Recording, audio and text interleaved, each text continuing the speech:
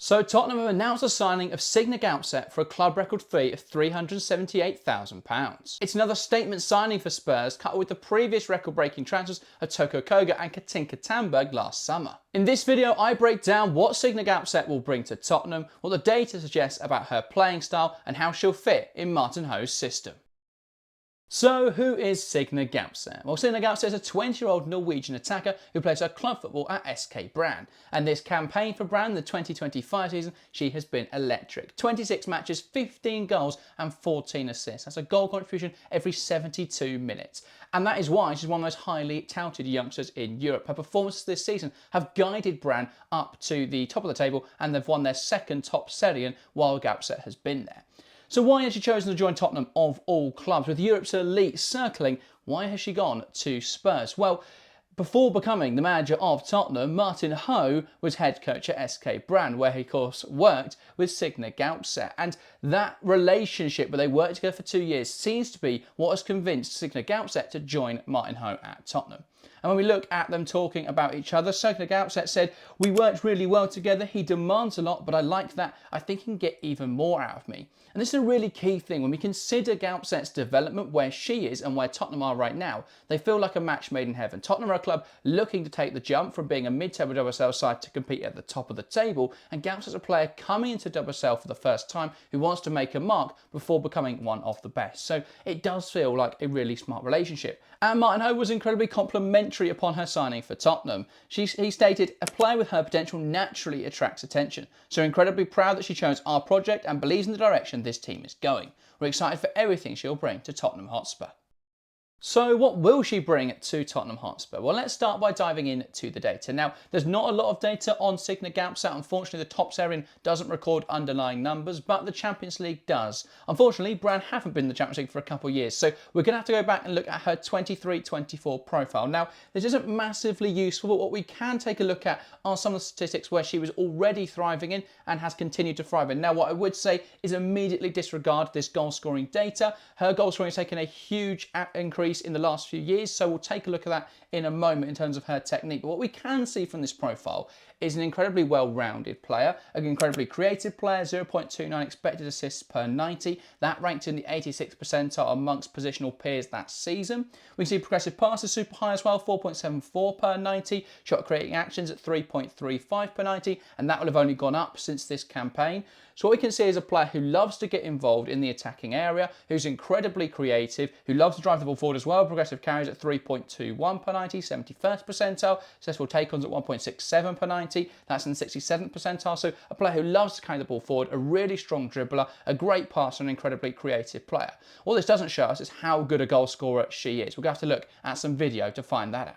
The first video I want to look at is actually going to evidence what we've just been talking about. We're going to take a look at her creativity. This is a clip from the game between Brann and Stabæk this season. It's a 3-1 win for Brann. And what we can see here is Signe Gaupset receiving the ball on the edge of the box and how she's able to manipulate space really effectively to create chances for her teammates inside the box. So on the edge of the box here, Gaupset, what we can see immediately from this screenshot is her scanning over her shoulder. And what we see as this player brings the ball down is that Signe Gaupset scans not twice but 3 times to understand where everyone is around her. She drops her to the box to receive this pass into feet. And what you can see immediately is the way that she receives this pass. Because she scanned the space behind her, she knows exactly where the opponents are. And what she's able to do is receive this on her front foot, because then she's able to push the ball into this forward space, immediately taking one player out of the equation and bringing the other one out of the way with this burst forward. And already there, Gaupset has been able to take 2 players out of the equation. Now she bursts forward into a teammate. The teammate lays it off really nicely. This is smart movement from Signe Gaupset. And what she does really nicely here is she just delays. She delays for that perfect chance to play the ball across the box. And this delaying opens up the space. She's able to side foot it with her right foot. One thing about Gaupset, she's incredibly two-dimensional in terms of she's very both-footed. She's able to go to the left or to the right. Very strong on either foot. She's able to play this pass across with the right foot, and that creates the goal for SK Brann. What we can see there is Gaupset's creativity and reading of the game on full display. But now let's move on to that finishing I wanted to analyse. Now, what I love about Signe Gaupset is she's got a very unique style in terms of her finishing. So that's what we're going to take a look at. And the first clip is from this game against Rosenborg. Another victory for Brann, this time a 2-1 win. And what we can see at the start of this clip is that Brann are on the break and it's Gaupset on the ball.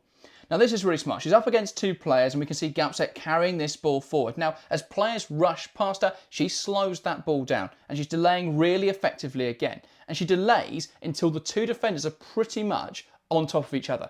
These two aren't offering any different to what the other player is doing. And what Gaupset's able to do really well here is she's able to shift her weight and shift onto her right foot. This is really smart. And as you can see, the defenders aren't following her immediately. She's able to shift this onto her right foot. And what she does really effectively here, and this is really archetypal of Signe Gaupset's play, is she opens up her body, so she's going to strike across the goal before then driving that shot with power to the near post and blasting it past the Rosenborg keeper. And it's not just the domestic stage that she's been shining on. Her Euros campaign was incredible, and in the most recent internationals, she was flourishing once again. This clip comes from the game between Norway and Japan, and what we can see here is Gaupset playing as a left winger. Now, this could be, as we'll get onto in a moment, the sort of position she's able to take up for Tottenham when she's playing for them. What we can see in this left position, she's already ahead of all the defenders. She's carried that ball forward really well down the left-hand side. Now, what she does really smartly here is she delays. She delays to invite that pressure. She wants the defender to come across and try and go touch tight. And what she does really well is while this player is coming across, she is then able to shift onto her right foot so that when the player comes across, she's rushing to block the shot. Gaupset is able just to shimmy inside. It's a really nice bit of movement. She would have probably wanted to open this up a little bit more. It's a little bit tight with the defender, but again, opens that body as though she's going to shoot across the goal and then drives it to the near post. And we can see the goalkeeper's reaction. It's way too late. The ball's already in the back of the net before she's even dived to the right-hand side.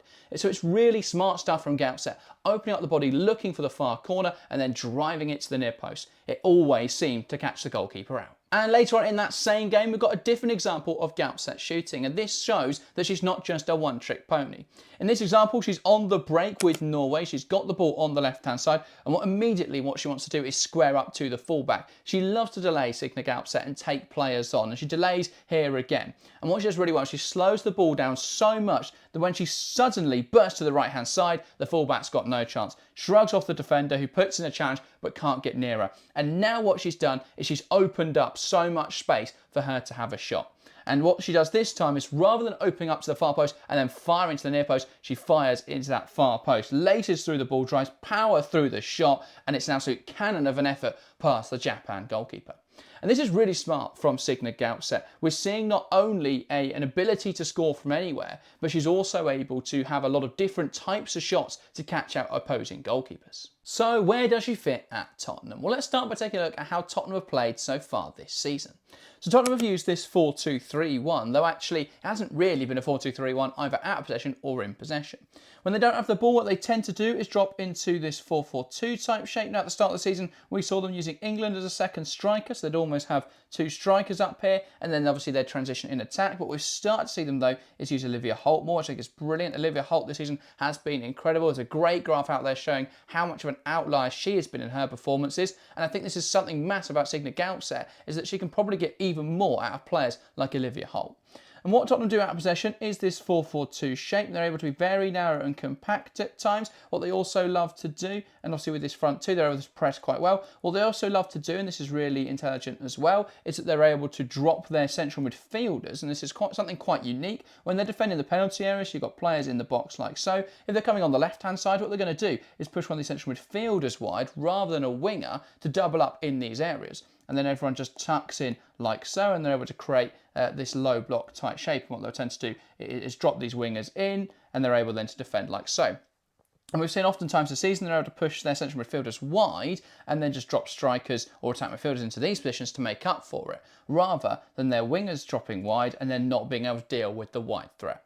When they come forwards, they're a lot more interesting though. It is a 3-2-5 shape, so what we tend to see is a striker leading the line like so. We're then going to see these two 10s, which tends to be the left winger Tandberg coming inside, operating in this half space, and then the attack midfielder pushing into the right half space. Naz holds the width on this right hand side. Amanda Nilden, the left back, pushes up on this left hand side, hold the width there. Now what we see is a pivot of Summonen and Artinen. Now this is slightly different to how this may operate in other teams. What we tend to see is that it will be Hunt, Koga and Neville pushing up, but what we can see often is actually this almost forms a back four at times with the way that they shuffle across, and Summonen's able to drop into this left back position, and we sometimes see Neville pushing up a little bit higher, and then Artinen obviously covering this sort of role. So there's a lot of flexibility, as we've seen with a lot of sides. I mean, we know Martin Host football, it's going to be very rotational, so we lots of positional rotations, lots of fluidity, and what we often see, you know, maybe Wimberg holding the width, Nilden coming inside, players rotating around positions to gain these positional advantages. So there's a lot of fluidity in this system. I think that's really going to suit a technically gifted player like Signe Gaupset. And now we take a look at Signe Gaupset's positioning to understand where she may work in this Tottenham role. Now, this is a heat map from the game between Stabæk and SK Brand. This is a game that we looked at in the video analysis as well. What we can see from Gaupset in this game is that she's kind of everywhere, but the biggest concentration for me is in these half spaces. We can see both the right and the left half space, how she likes to operate in these pockets. Now, this is exactly why Tottenham have brought her in, because she's able to operate really well in both of these half spaces. And now if we take a look at the sort of Tottenham lineup this season and their positioning, we can start to understand where she may fit. So this is an average position map from the game between Tottenham and Liverpool. Now we sort of get the shape. Obviously this is thwarted because what you're getting with an average position map is that the defensive players are going to push up in one way and then drop back. So you don't really understand exactly where they're working in possession or out of possession, but we can see who pushes up where. And actually the most advanced player for Tottenham in this map is Olivia Holdt, the attacking midfielder, not the striker. And so this is another role we could see Signe Gaupset use. Signe Gaupset is a high output goal scorer. And if Tottenham can utilise that in the same way they're trying to utilise Olivia Holdt in that role, they could have huge dividends off of that. And so let's take a look at some of those different players, because what we can see here is that we could see her work in a few different roles. This is just Naz's heat map from this game. Now Naz is holding the width a lot, but this is something Gaupset could do. It's probably not her best skill, but she could hold the width on that right hand side. What she'd maybe be more suited to though is this Olivia Holdt role. Now this Olivia Holdt role, as you can see, that heat map is very similar to Signe Gaupset, and in terms of the fact that they're operating a lot in that right half space, also able to drift wide. What we would see from Gaupset in that role is a lot of rotating with whoever is in that wide position, but it shows that she'd be much more suited to that Holdt role.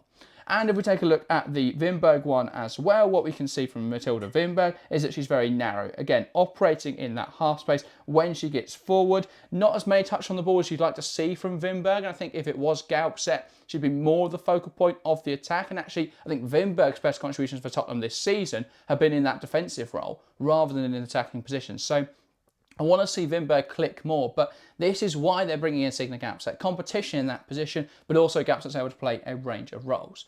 So if we slot her in then at Signe Gaupset to this side, let's take a look at some of the different positions she could be used in. If we dropped Olivia Holdt out, we could see Gaupset in this right 10 role. And again, I think she'd be brilliant in here in the way that she'd be able to combine with Tandberg and then get in behind and create chances here, in the way that she'd be able to combine with Jess Naz, maybe drift wide, let Naz come inside sometimes. And I think this relationship would be really good.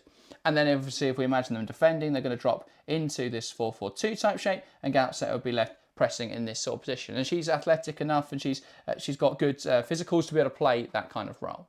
Or we could see her, if we move it back into the attacking shape, playing in this left winger role. So coming from this left-hand side, if we drop Wimberg back out the side and bring in Olivia Holdt again, we can see her pushing into this sort of position to allow Nilden to overlap. Now this, for me, would be the best use of Signe Gaupset, because what you'd be able to get is her getting the ball in these wide areas, squaring up to the fullback, and then being able to drive inside with the ball, but also being able to drift into this pocket when Tottenham have settled possession, and then being able to link up in wide areas with Amanda Nilden, maybe playing her down the line, or if Nilden carries the ball, she can cut it back to Gaupset in this sort of area. And again, I think this relationship would work really well. So what Signe Gaupset gives Tottenham more than anything else is options. And I think she's the kind of player who is just so brilliant, she's going to get a lot more out of the other attackers. I think we're going to see an increased output for Cathinka Tandberg, or if it's Beth up there, the same effect. I think we're going to see even more contributions from Olivia Holdt. I think Olivia Holdt is such a criminally underrated player, playing her alongside the likes of Signe Gaupset is only going to get more out of Holdt.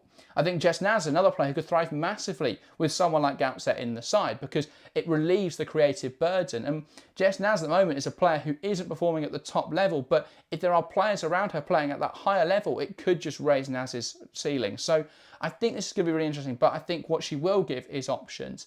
The other place where she gives options is dead ball situations. Now, Tottenham already have Evelina Summanen, and Summanen is a brilliant set-piece threat. She's brilliant at delivery. She's also very good at free kicks, but Signe Gaupset just gives you a slightly different option. Someone else who can play those roles, and it means that there isn't this reliance on Evelina Summanen from all set pieces. So to summarise, I think this deal makes a great deal of sense for both parties. I think for Tottenham, they're bringing in a genuinely high-class talent, someone who could be it's a statement of intent. It's the kind of player who is your marquee signing, your franchise player, someone who can drive Tottenham up the table.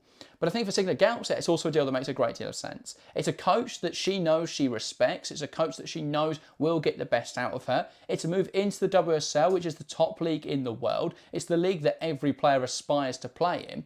But it's not at a team where there is pressure to immediately succeed. It's at a team where there's going to be time and there's going to be opportunity for Gaupset to develop in this Tottenham side. The club will either be a stepping stone for Gaupset and she'll be able to play really well at Tottenham for the next season, maybe a couple seasons, and then after that move on. Or the club will grow with Gaupset to be one of the top sides in the WSL. Either way, this is a great deal for Tottenham and a really good signing in Signe Gaupset. So that rounds off this video. I hope you have enjoyed. If you have and you want to learn about more Wonder Kids in the women's game, the video on screen now, you can take a look as I run through the top 20 Wonder Kids in Football Manager 26. So go and check that out now. That though is everything. Thank you guys very much for watching and we'll see you next time.